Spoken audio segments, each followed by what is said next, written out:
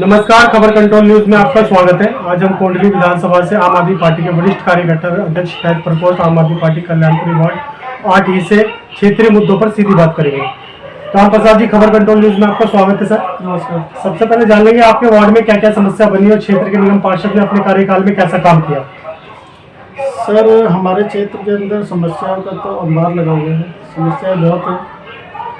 और जहाँ तक आपने पूछा कि पार्षद ने क्या किया, पार्षद ने काम किया है, ठीक ठाक काम किया है। हमारी पार्टी से हैं, 1 साल का समय मिला उन्हें काम करने का, तो जो भी वो कर सकते थे उन्होंने अपना अच्छा ही किया। आपसे ये भी जान लेंगे कि जो वार्ड की बात करें, सूत्रों की माने तो सफाई व्यवस्था ठीक नहीं बता रहे वार्ड के अंदर, इस पर आप क्या कहेंगे। सर, सफाई व्यवस्था हमारे यहाँ की सबसे ज़्यादा खराब है। बट दुख होता है ये जान करके कि इतने सारे कर्मचारी जो एमसीडी ने दे रखे हैं, उन कर्मचारियों तो इतने सारे कर्मचारी होने के बावजूद भी सफाई व्यवस्था ऑलमोस्ट ठप है यहाँ की। हमारे यहाँ पे सबसे ज़्यादा झुग्गी बस्तियाँ हैं और उन झुग्गी बस्तियों में इतना गंद रहता है, नालियाँ साफ़ नहीं होती टाइम से, आए दिन समस्या आती रहती है। और एक सीनियर कार्यकर्ता होने के नाते और वार्ड में शिकायत प्रकोष्ठ में होने के नाते मेरे पास आए दिन शिकायतें आती हैं, जिन्हें मैं अपने लेवल पे ठीक कराता रहता हूँ। आपने से बात करके एमसीडी के आरटीआई भी लगाई सर, कर्मचारियों को लेकर कुछ रिजल्ट मिला उसका। सर, बिल्कुल रिजल्ट मिला। उससे वो चौंकाने वाला तथ्य सामने आया कि इतने बड़े नंबर ऑफ एम्प्लॉयज यहाँ पे सैलरी ले रहे हैं सफाई व्यवस्था के नाम पे, लेकिन जब सफाई का बात आती है तो वो लोग दिखाई नहीं देते हैं। आधे से ज़्यादा लोग घर पे बैठे रहते हैं। तो ये भ्रष्टाचार है जो ख़त्म नहीं हो पाया है और इसको ख़त्म करना है सर। इस बार क्या लगता है, जब चुनाव आयोग ने सब 272 में से 250 सीट दिल्ली के अंदर कर दी है, क्या लगता है जनता हित के लिए फैसला किया गया है। सर, ये बिल्कुल जनता हित में फैसला नहीं है। इसमें सीधा सा है कि बीजेपी को फ़ायदा पहुंचाने के लिए ये परिसीमन किया गया है। इससे जनता को कोई फ़ायदा नहीं है सर। बल्कि वार्ड और घट गया है और समीकरण बढ़ गया है, क्षेत्रफल बढ़ गया है सर। इसका काम करने में तो काफ़ी परेशानी होगी सर। परेशानी डेफिनेटली होगी, लेकिन कोई नहीं, जो अब करा है तो उसके लिए हम लोग तैयार हैं। हमारी पार्टी तैयार है पूरा, और नए सारे लोग तैयार हैं हम लोग काम करने के लिए। कोई समस्या नहीं, सब झेलेंगे। समस्या तो झेली हम लोगों ने और आगे कर लेंगे। पिछली बार जनरल वार्ड था सर ये आपका, इस बार एससी कर दिया गया है आपके वार्ड को, क्या लगता है आपको। सर देखिए, ये एक गेम खेला गया था पहले, चुनाव आयोग को अपने पाले में डाल करके बीजेपी ने जो गेम खेला था कि किसी भी तरीके से पहले तो चुनाव टाल दिए उन्होंने। जब उन्हें पता लगा कि दिल्ली के अंदर उनकी दाल नहीं करने वाली, जनता पूरा मूड बना के बैठी हुई है कि इस बार भी क्या करो, पहले चुनाव आयोग से बोल के चुनाव टाल दिए। लेकिन टालने की एक सीमा होती है, चुनाव तो करवाने ही पड़े उन्हें। अब उन्होंने एससी कर दिया दोबारा से, ठीक है, बट लेकिन दायरा काफ़ी बढ़ा दिया है, ठीक है, जिसके अंदर हमारे कुछ एरिया और बढ़ गए हैं, जैसे गाजीपुर एरिया बढ़ गया है, कोंडली गांव बढ़ गया है हमारे उसके अंदर। तो कोई नहीं, वो सारा अपना उसमें कोंडली विधानसभा में ही आता है, उससे कोई फर्क नहीं पड़ेगा, हम काम करेंगे उसको। इस बार क्या लगता है, पार्टी अगर आपको मौका दे नगर निगम चुनाव लड़ने के लिए तो आप लड़ोगे।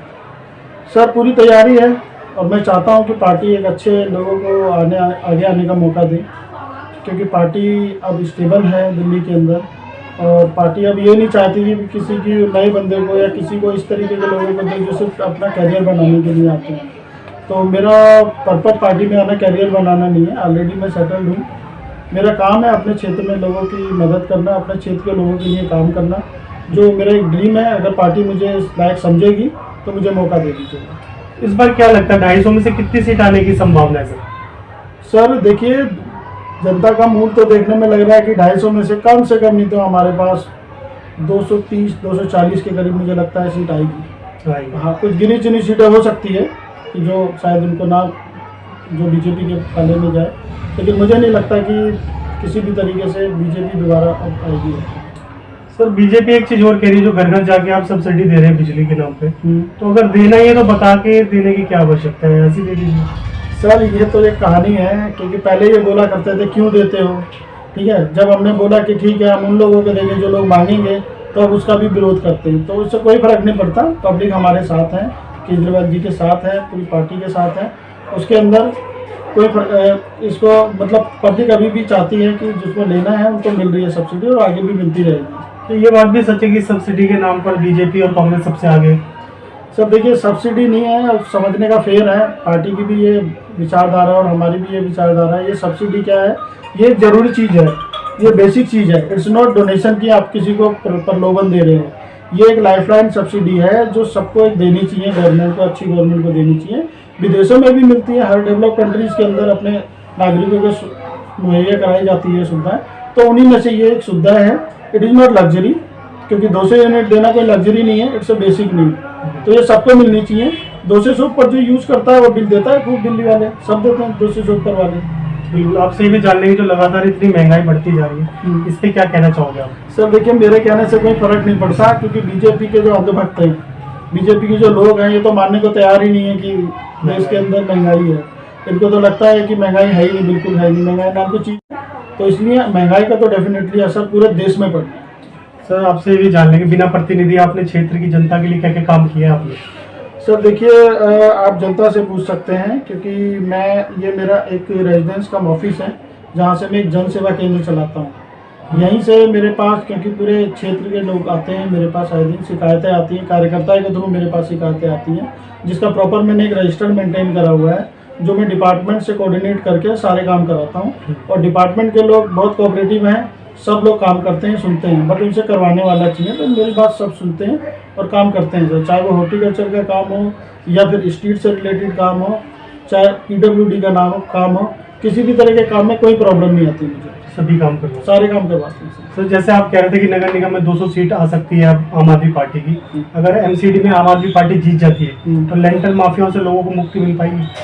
सर देखिए, लेंटर माफिया जो है ना, ये बहुत बड़ा अभिशाप है, क्योंकि हम पुनर्वास कॉलोनी में लोग रहते हैं यहाँ पे, बड़ी मुश्किल से जैसे तैसे लोग पैसा जोड़ करके उनका सपना एक घर बनाते हैं अपना, लेकिन पता लगता है कि जैसे लेंटर डाला उस पर MCD के लोग आके खड़े हो जाते हैं। तो ये बहुत बड़ी समस्या है। अगर मुझे मौका मिलता है तो मैं इस चीज़ की गारंटी लेता हूँ कि लेंटर माफिया तो बहुत दूर की बात है, अगर काम सही से हो रहा है तो कोई उसे रोक नहीं सकता और कोई उसके खिलाफ कोई खड़ा नहीं हो सकता। तो लेंटर माफिया तो पूरी तरह से ख़त्म ही होगा, जल्दी नहीं आ सकता वो। अंत में क्या मैसेज देंगे जनता को आप? मैं जनता, अपने क्षेत्र की जनता से ये बोलूँगा कि अभी दोबारा फिर मौका मिला है, एक बार फिर अपने नेता चुनने का, अपना लीडर चुनने का, तो आप ऐसे लोग को चुनिए जो आपके बीच में रहता तो हो, लेकिन जो समस्याओं से लड़ सके। ऐसा नेता मत चुनिए जो सिर्फ बहाने करे और अपनी नाकाबिलियत सबको बताता रहे कि मुझसे ये नहीं होता, मेरी वो नहीं सुनते, और मैं ये करा नहीं सकता, मेरे पे फंड नहीं है। एवरीथिंग इज़ देयर, सिर्फ आपकी इच्छा चाहिए और आपको कराने का तरीका चाहिए। क्योंकि यहाँ से पहले हमारे पूर्व निगम पार्षद रह के जा चुके हैं जो कुलदीप कुमार मोनू, उस समय भी फंड अवेलेबल नहीं था, लेकिन उन्होंने फिर भी काम करवाया। ठीक है, काम हुए तब भी हुए थे और आज भी होते हैं, लेकिन वो फंड वाले काम जो हैं वो आज भी रुक जाते हैं। तो लेकिन मुझे नहीं लगता कोई काम रुकता है, सिर्फ कराने की इच्छा शक्ति होनी चाहिए और आपका तरीका होना चाहिए। तो वो ऐसे लोग को चुनिए कि जिसके अंदर इच्छा शक्ति हो और जो काम करा सके आगे बढ़ करके। ये ना हो कि आए दिन बहाने करे आपके सामने कि ये नहीं हो सकता, ये मेरे हाथ में नहीं है, ये उसका काम है। तो ऐसा कुछ भी नहीं है, हर एक काम बंदा कर सकता है अगर चाहे तो। कहीं जाने की ज़रूरत नहीं है, सिर्फ एक बंदे के पास जाए, सिंगल विंडो जैसे सिस्टम होता है, एक जगह आ जाए तो उसको दूसरी जगह दूसरे ऑफिस जाने की ज़रूरत नहीं है। तो मैं ऐसा करूँगा कि आपको दूसरी जगह दूसरे ऑफिस में कहीं जाने की ज़रूरत ना पड़े, आपके सारे काम यहीं पे कल्याणपुरी के अंदर ही हों, सिर्फ एक फ़ोन कॉल पे हों, आपको दोबारा बोलने की ज़रूरत ना पड़े। सभी कार्यकर्ताओं को सम्मान मिले। ठीक है, जिन लोग कार्यकर्ताओं ने पार्टी शुरू करी है, जो पार्टी को आगे लेके आए हैं, वो सर्वोपरि है मेरे लिए। उसके बाद मेरे लिए मेरे क्षेत्र की जनता है, तो मैं उनके लिए काम करूँगा, ना कि मैं अपने खुद के लिए। बहुत बहुत धन्यवाद सर राम प्रसाद जी, आपने समय निकाल के हमसे बात की सर। धन्यवाद।